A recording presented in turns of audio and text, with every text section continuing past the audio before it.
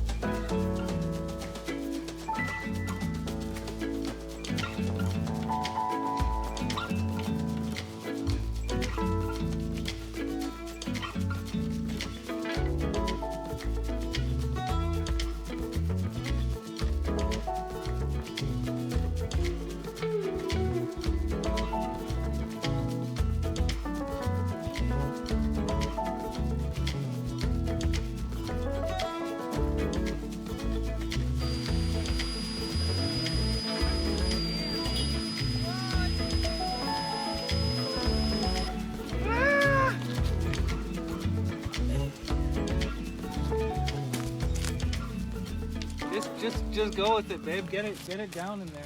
You want me to get it down in there or what? No. I put on James's huge boots to stomp down the soil. Pack it down. This should be fun.